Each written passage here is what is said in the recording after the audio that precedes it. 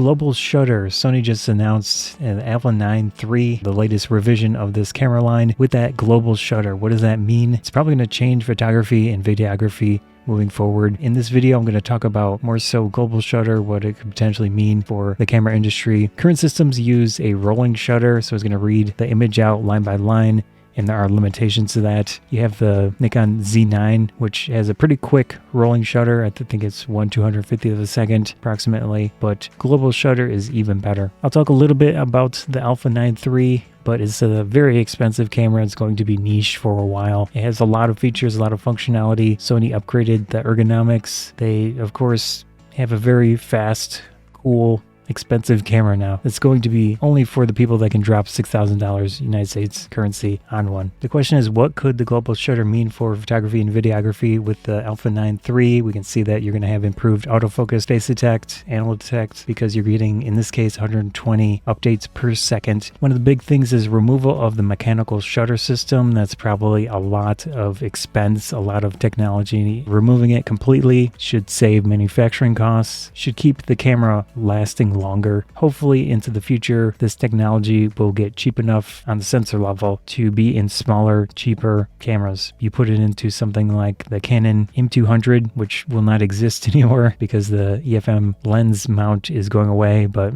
whatever you want to call it, could potentially be even thinner, smaller, lighter, more reliable. No distortion in video. This is a big thing with the global shutters, rolling shutter based sensors. Depending on the sensor, some are better than others. It's going to be very nice for video work, for vlogging especially, because you're holding a camera, you're moving it around. Hopefully no shutter, smaller cameras, global shutter based sensors. Vlogging cameras should get really good eventually. Flash photography should be improved vastly with the global shutter. Basically, it's not going to matter what your capture speed of the camera is, because with the global shutter, it's going to happen instantly through the entire frame. And when you're using flash, that means you don't have to care about high-speed sync situations with that specialty mode where it's taking a single photo but multiple bursts of light to get the entire photo filled with light with the rolling shutter type sensor. So with the global shutter, you just do one burst of light, one photo, and that's it. And that means you're going to have more light for that single capture. We will not have to care about high-speed sync specialty modes anymore with those new cameras. That should be very, very nice. Situations where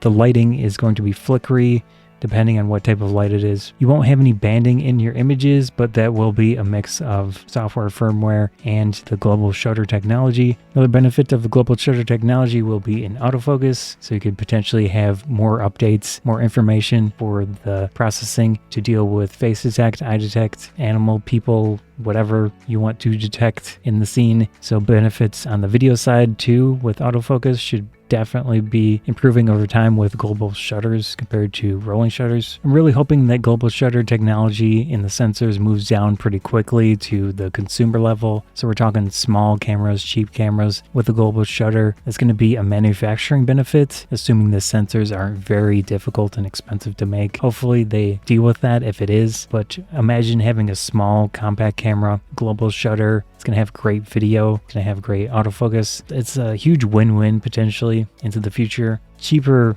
cameras will improve vastly if they have global shutters, so I'm concerned that manufacturers will artificially limit the potential of the cheaper cameras, the smaller cameras, because they don't want to dig into their expensive specialty, super fast, whatever cameras. I'm hoping that's not going to be the situation, but I can at least see the potential of that happening, sadly, because they'll try to protect their expensive, high margin cameras. Let's hope that's not that case, but we'll see into the future what happens. I'm very much looking forward to amazing small compact cameras that might be a little pricey, but in this case, we'll have to see. Anyways, hope you enjoyed the video. Subscribe to Free Bonsai. Thanks.